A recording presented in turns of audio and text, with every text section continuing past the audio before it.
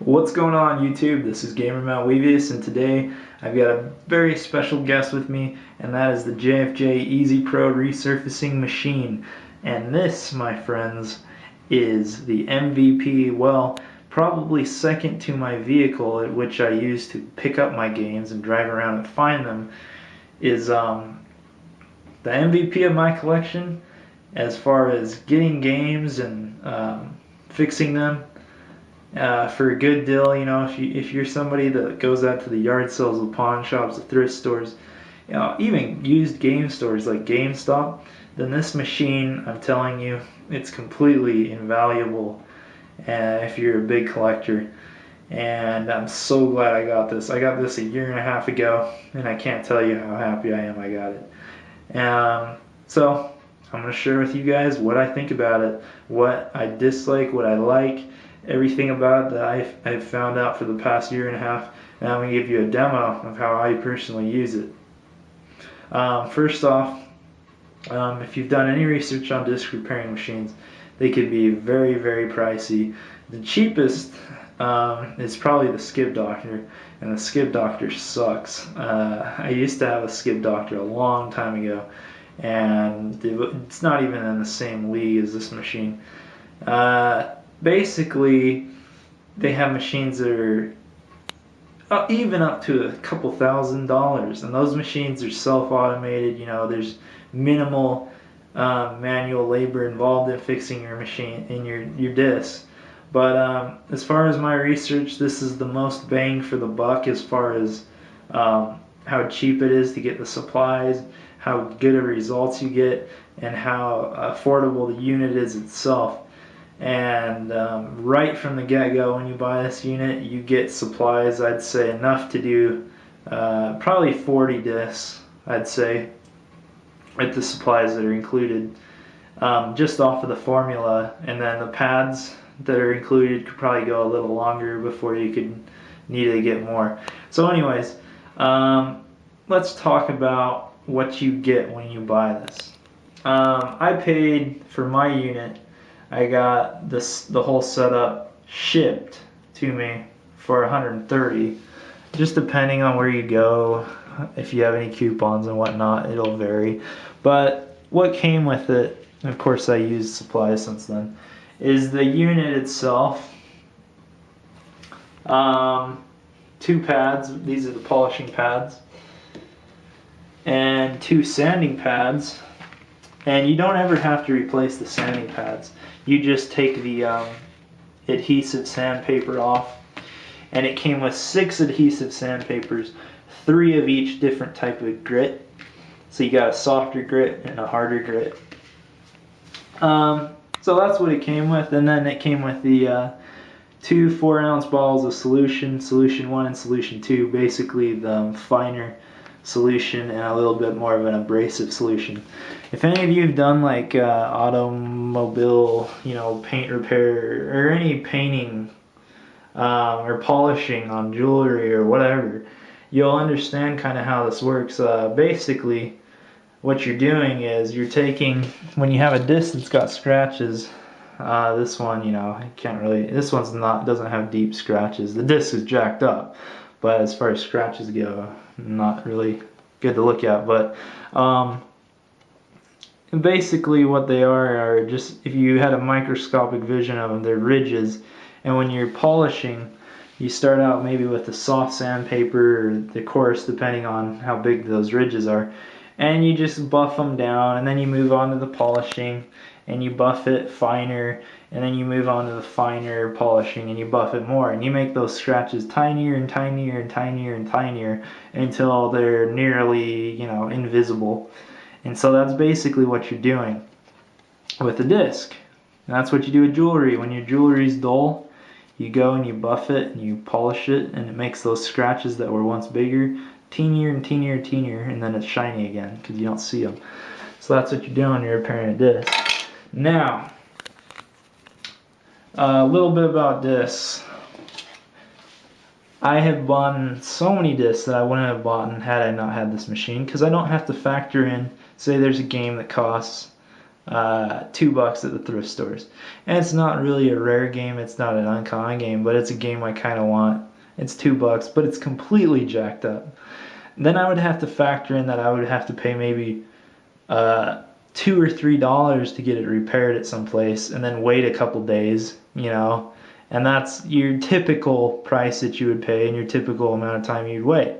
But with this machine, I don't have to pay that extra $2 or $3 and wait. I can just get the disc, the game, bring it home, fix it. No problem at all. And how I tell whether or not the game is fixable or not is very simple. Just to put this in simplest terms, the disc, the reflective side here is actually, there's a protective plastic coating. Just plastic, clear plastic. And it's protecting what's actually the data. The data is that reflective material there, and the lens shoots up, hits the data, reflects back into the machine. And so, if this is scratched up, it's interfering with that, connection with the machine, because the scratches are getting in the way. So obviously you polish them up and you make the scratches smaller, and then the disc isn't interfering, or the scratches aren't interfering. What people don't know is, a lot of people, is that the data is actually right behind the label, which makes sense because there's that clear plastic in the way of the data, and the data is right behind the label there. And so what you do is, when you get a scratched up disc, you immediately hold it up to a light source. If you hold it up to a light source, you'll see this disc is completely jacked up. And it was apparent just from looking down there, because I've made these, abnormally large. But you hold it up, the light's going right through, that data is physically gone, it's scratched off of the disc, it's completely gone. So if somebody were to drop this, they open up a case and they drop it on that side, and it landed maybe on the edge of your counter or on the asphalt outside, and it took a little nick out of this label here, then that data is completely gone. And somewhere in the game, if you're lucky, it'll just skip for a bit, but a lot of the times you're just completely screwed, because it'll just stop, and you'll freeze at that certain point, and you can't even get beyond that point. So that's a way to know whether or not you can fix a disc. Hold it up to the light, see if there's any scratches that you can see, like sunlight shining through it. And the other discs you want to avoid are just discs that have cracks. This one doesn't, but if they have cracks on that inner ring there that connects to the spinning unit of your system, don't bother with those, because they can get bigger and cause bigger problems if they don't break in your system, But avoid the discs with obvious, signs of cracks or abuse or whatever. So those are just tips on what discs you look at and you want to go ahead and repair. Alright, so talking about the unit itself here, this is what I would consider a semi-industrial grade unit. It's not cheap, but it's not made of stainless steel or anything like that. It's definitely well constructed. It's got pretty thick plastics and some metal parts. From the lid here, you got a spring mounted arm right here, and on that spring mounted arm is a metal plate, and that's where you would put your disc. So you'd unscrew the wing nut here, and you'd put your disc on there, tighten back on the wing nut. Down here in the reservoir, which catches all the spray off from your solutions on the buffing pads as they turn, is a Velcro covered protrusion coming out of the motor there that's inside the unit.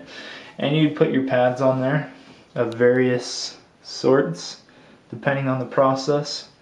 And then when you shut the lid, of course the spring mounted arm goes into position so it's evenly put on that pad, and then this button's pressed, and this button basically just activates the motor. It doesn't turn it on, but it makes it possible to then turn it on, so that you don't turn on the motor.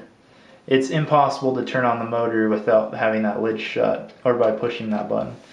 And then on the front here, when you have the lid shut and you push a button, then you activate the various times, and they're indicated with LEDs. Right here we've got a hard, heavy-duty backlit power switch, and the cable itself is a pretty sturdy cable. It's like a comparable to a computer cable, pretty thick cable, about 6 feet long.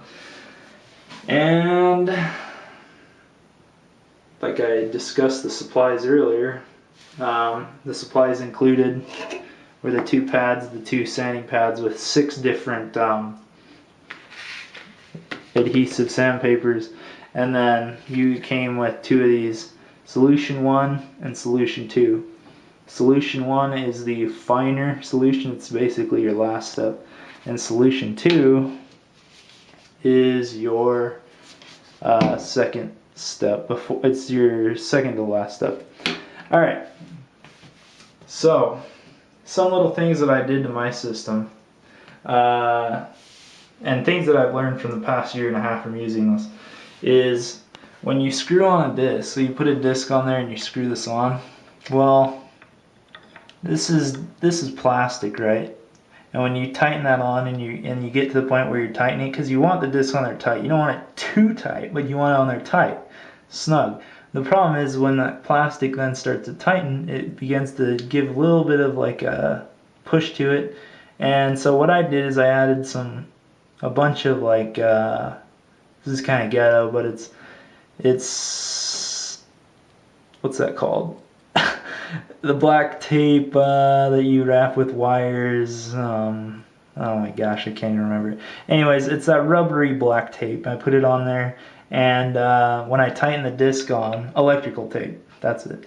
When I tighten the disc on now, it doesn't do that. It kind of, it's got that rubbery padded side on it. And the reason why I wanted that is because I've got an Xbox game here, and it's hard to see, but if I angle this right, you can see that without that, maybe you can see, it's hard to pick up, but there's a little ring on this inner Xbox. You can see it in certain reflections, but by tightening on that thing without that rubbery side on it, or some sort of padded side on this, it would sometimes leave that little ring on there, which doesn't, it's nothing, it's purely cosmetic on that part of the disc. So, but as a collector, you don't want that. So that's what I added to the machine. So it doesn't do that anymore. The other thing is when you get the machine, it's advertised as not being able to do GameCube discs. And after using this and thinking to myself, well, why can't I do GameCube discs?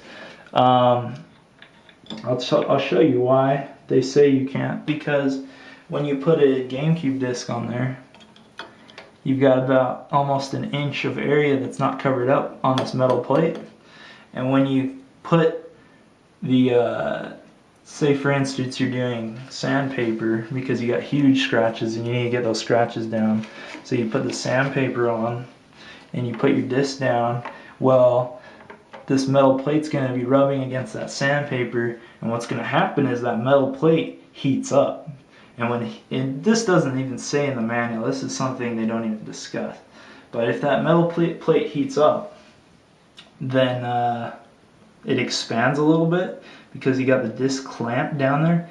Then what'll happen is, if it expands enough, it'll leave little teeny microscopic almost fractures all around the inner part of your disc here on the data, which is terrible. You basically just jacked your disc up. So how I avoid that is I simply get, now where did I put it? Okay, here it is. I simply get, you can get just a regular CDR or something. This is like a clear disc from the bottom of a CDR spindle. I put that on there like that, and then I put the GameCube disc on there, and then I clamp on the wing nut. And now what I'm doing is I'm putting that plastic there. It's creating a buffer zone between the metal plate and that plastic, or the sandpaper, and it's not heating up, hardly at all. Not enough to cause any problems. So now I can do GameCube discs on this machine that was advertised as not being able to do them. So that was a easy fix it just put a CDR on there, you know, that you don't care about, and then put the GameCube disc on top, and it'll work. I'm telling you, it's awesome. So those are two little tricks that I learned through the past year and a half, and I've used them. So anyways, I'm going to go ahead and get to fixing a disc for you and just go through the steps that I'd use. So you'll get to see firsthand my results and my steps involved. I'll see you in a little bit.